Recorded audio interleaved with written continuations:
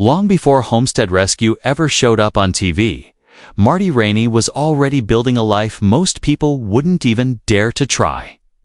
He worked as a logger on floating camps, lived among bears, and raised a family deep in Alaska's tough wilderness.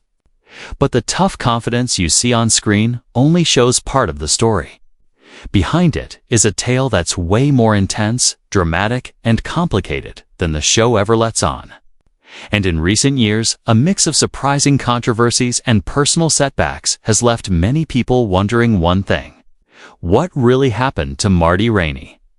Marty Raney's story starts back on July 28, 1956, in North Bend, Washington, where he was basically born into nature.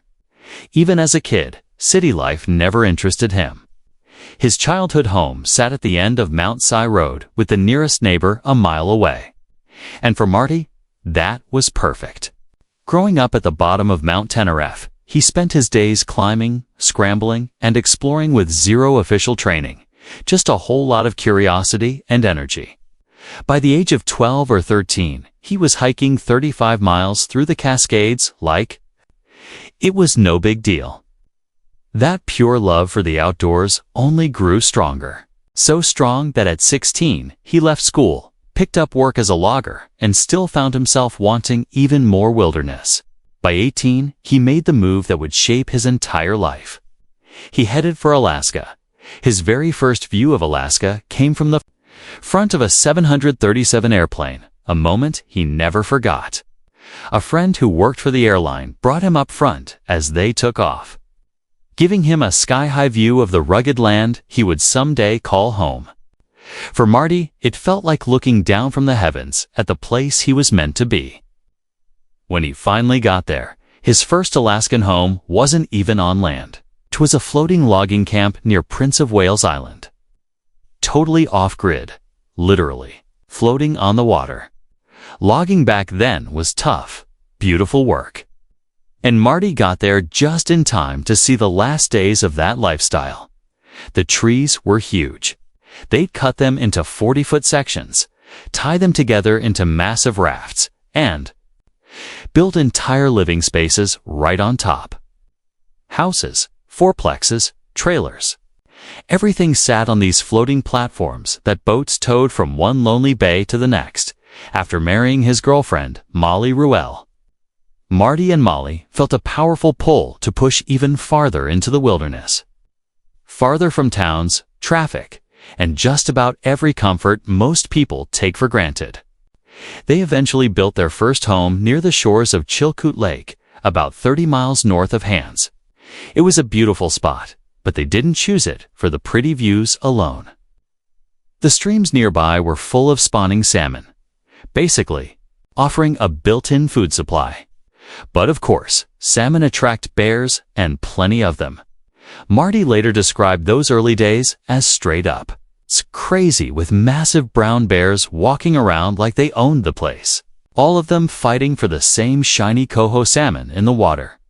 Together, Marty and Molly pushed through years of wilderness hardship, moving from one remote corner of Alaska to another before finally settling outside Hans, still very much in bear country.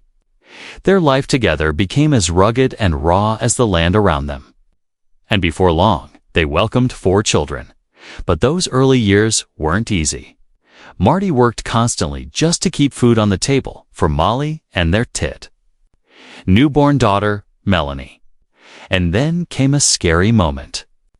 Molly went into labor out on the homestead, and a dangerous problem forced them onto an emergency bush plane headed for White Horse in the Yukon Territory.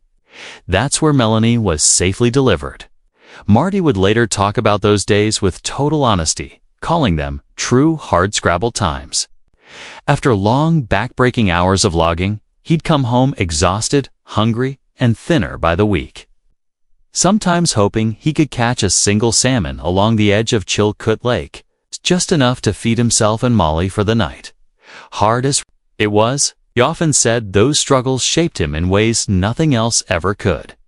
The Raneys welcomed their 3rd child, Misty, in 1979, the same year they packed up and moved to the Wasilla area. This new location, close to the shadow of Denali National Park, opened a door Marty had been moving toward for years. It was here that he stepped into the world of mountain expeditions. His first climb up Denali came in 1986, and it was an experience that stayed stuck in his memory forever. Pushing toward the final 20 feet of the summit, he felt tears streaming down his face. Tears that instantly froze in the brutal cold. Standing at the very top of North America filled him with wonder. There was no urge to cheer or plant a flag. Instead, he felt small, humbled, and overshadowed by 360 degrees of towering ridges and jagged, icy wilderness stretching endlessly in every direction. That raw, magnificent view matched the one he'd fallen in love with years earlier from the front of a 737. The wild world, untouched and unforgiving, was exactly where he felt at home by 1998.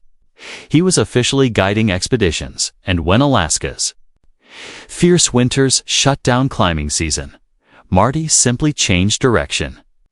He founded Alaska Stone and Log, turning his attention to building and restoring homesteads using the most basic materials: stone, timber, and grit.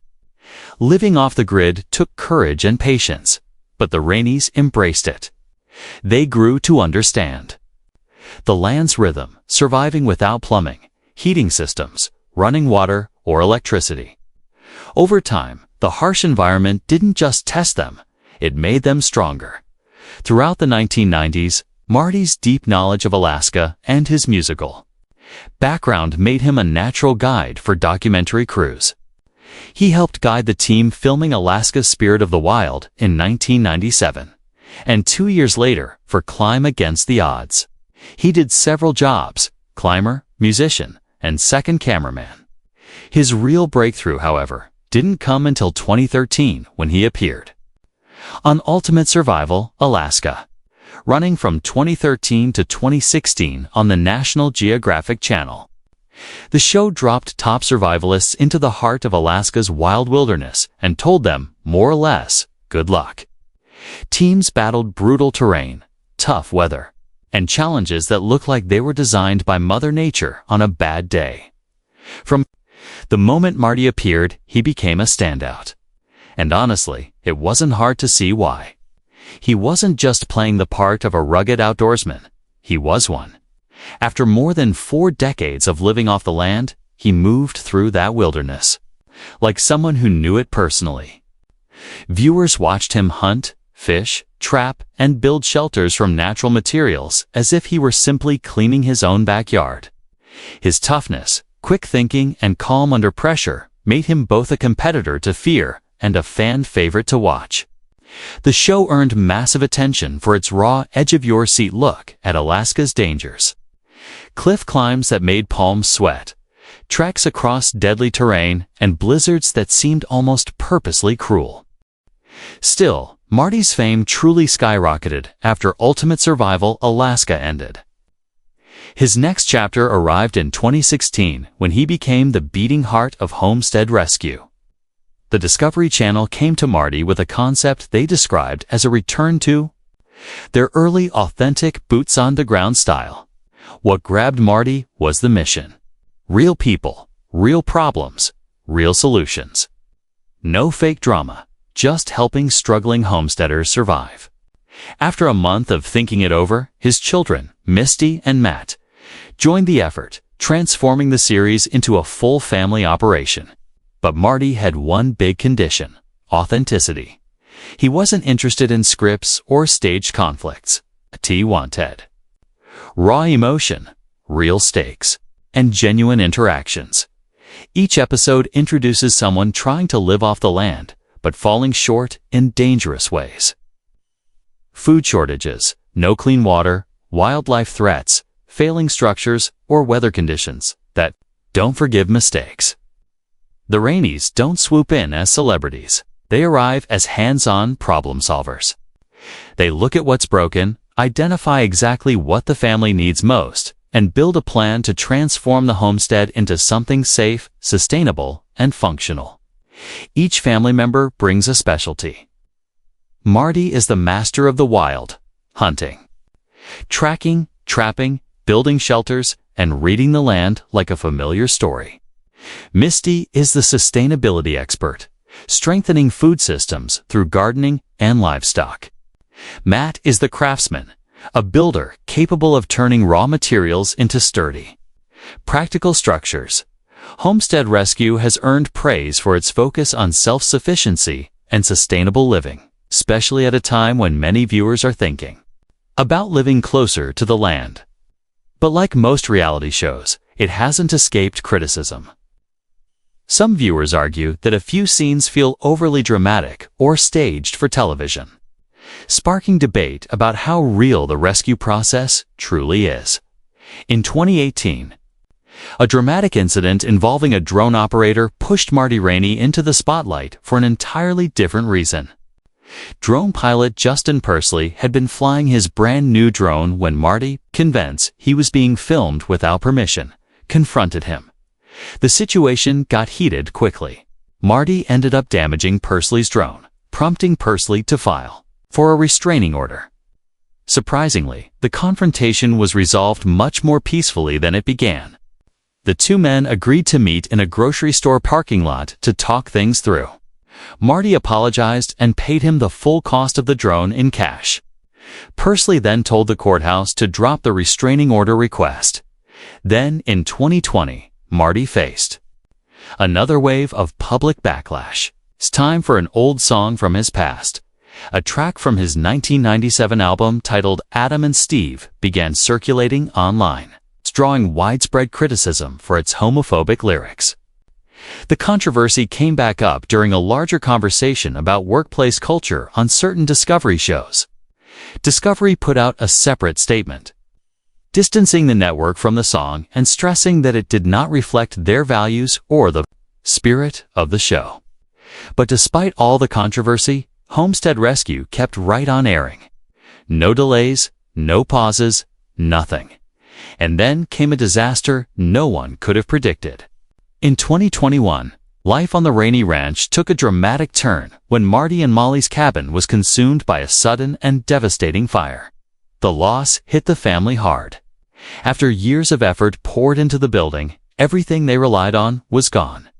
In moments, Discovery leaned heavily on the fire to promote the new season, which led some viewers to question whether the incident was being exaggerated for dramatic effect. But the seriousness of the event became clear when Marty posted a video in real time calling for help as flames spread. Together, these stories paint a complex but compelling picture. A show that blends real hardship with television storytelling, and a family navigating both natural disasters and public scrutiny.